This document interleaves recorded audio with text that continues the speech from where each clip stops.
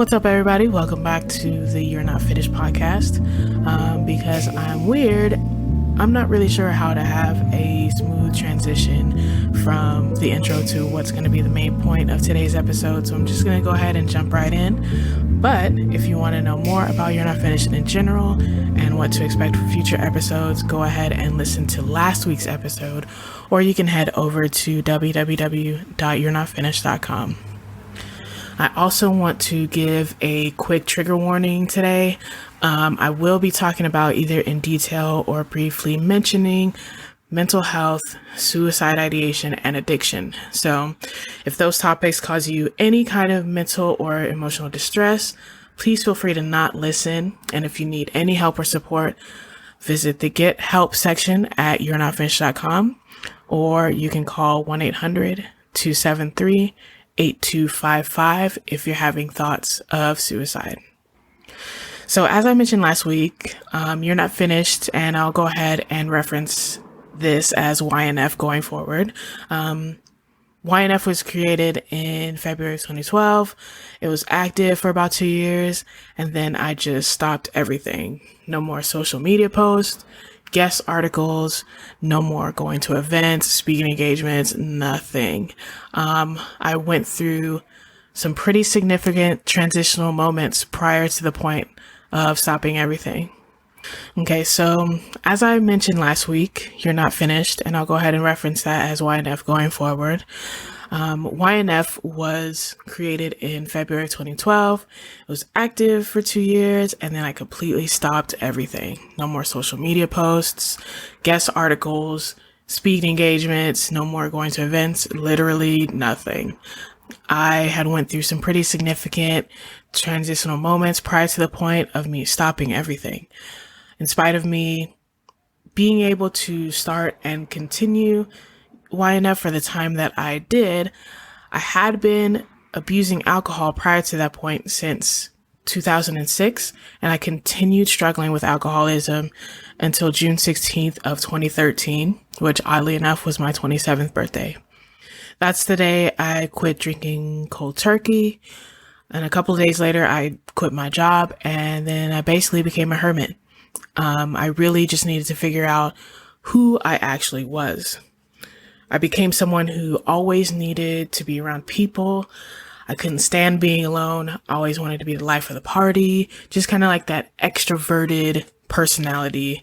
That's who I was back then. But at the root of it all, I really just wanted to be everything to everyone, because in my mind, if I was everything to everyone, maybe people wouldn't abandon me, or maybe people wouldn't give up on me, because I'm always around, constantly reminding them that I'm valuable. And if they know I'm valuable, then obviously they're not going to give up on me, right? But I had to realize that thinking that way and having that belief was completely irrational, completely unhealthy, completely toxic. And when I quit drinking, that's when I realized how bad that was, because really I was losing myself at the risk of gaining companionship and some sense of security in my relationships and in my friendships. The other thing with that is I was hella codependent, which is of no value to anybody. So at the end of the day, the purpose of me taking a step backwards was me wanting to become better to myself so that I could become better to others. I had to learn about the value of silence, how to properly deal with some things. I had to learn how to enjoy my own company, and I had to learn how to stop hating myself, which, if I'm honest, sometimes that does still seem to come up every now and again. It's definitely not nearly as much as it used to, though, and I'm just thankful to God that I'm in therapy working through that stuff right now. So during that quiet time, or that time of reflection, I went through physical therapy since I was on disability and not able to work in a full capacity for a little bit. And then I went and got involved with a Christian organization that was offering a school or course that was designed to help people hear the voice of God and be engaged with God through the prophetic gifting or the spirit of prophecy. Now, because of the purpose of this podcast, I'm not going to really go into spiritual gifts and stuff like that, but to quickly explain what prophetic means in Christian circles, or at least what it's supposed to mean. It's basically the ability to accurately hear and speak the word and will of God, and that word and will of God lines up with scripture. At least it's supposed to. Again, that is not the purpose of this podcast, so I'm not going to go any more into depth about that. But just so you know what it means, that's what it is. Anyway, going back to what I was talking about, I would not call my experience with that organization I was part of an entire waste of time or entirely terrible, because I did meet some pretty cool people or whatever that are still my friends to this day. But to put it very mildly, it was a partially terrible, almost waste of time. I'll say that. For the record, I will never name this organization, but in a later episode, I will use the experiences that I had in this organization to talk about spiritual abuse, biblical error, and how all of that takes a toll on your mental health. Now, that episode will most likely be applicable to Christians only, but it won't be for Christians only, because it can serve as a purpose for those interested in Christianity and kind of give some insight on what to avoid. A little piece of advice that I'll give for now is never pay a person or an organization to teach you how to operate in any spiritual gift that is freely given. And just so you know, all spiritual gifts as it pertains to Christianity are freely given. So, yeah. Anyway, sorry about that. I went on a mini tangent there, but long story short, at least for that portion, I went through like a period of solitude and got some peace, which I hadn't felt for years.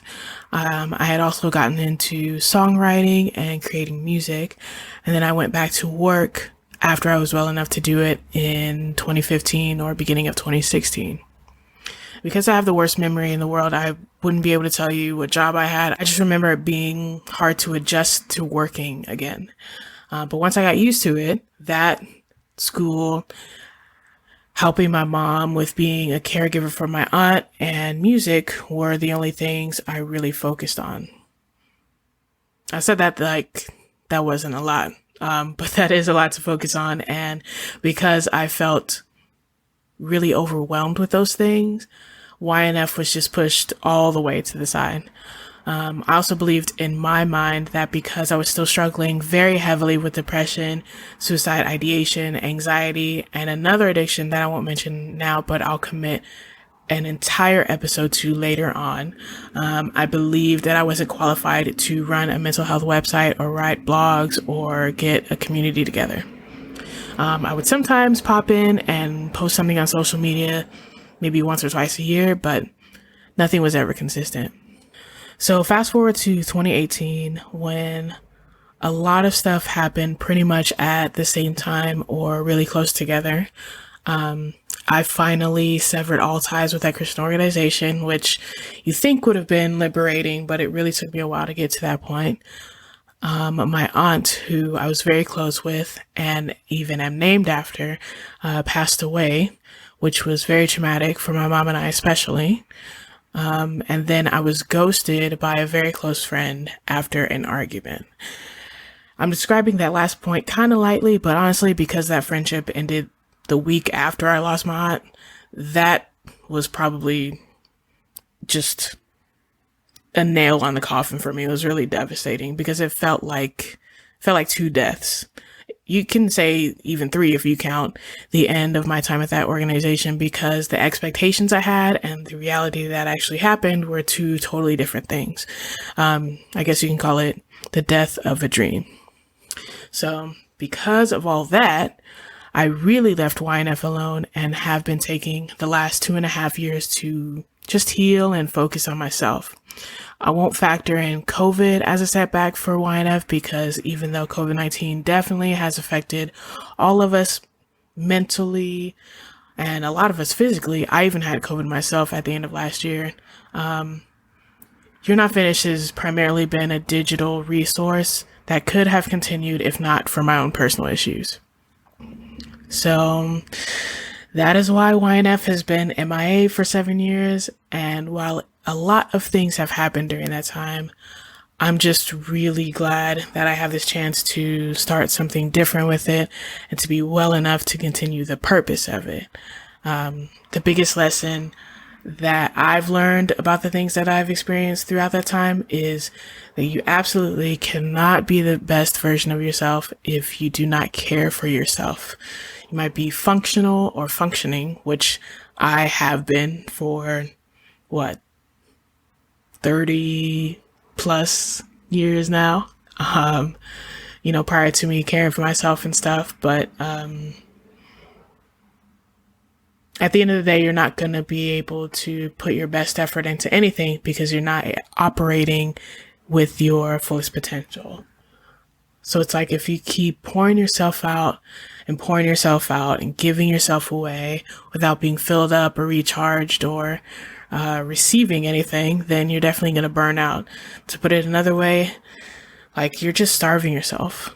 And if you keep starving yourself, you're going to lose yourself, and you might even be killing yourself at the end of the day just to get through each day, just to survive.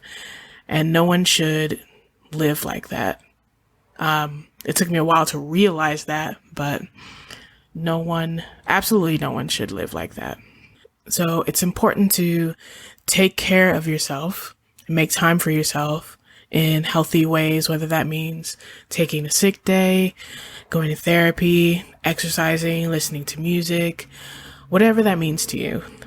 And not doing those things makes you more likely to engage in things or substances that might feel good or bring pleasure or relief in the moment, but actually do more harm in the long run.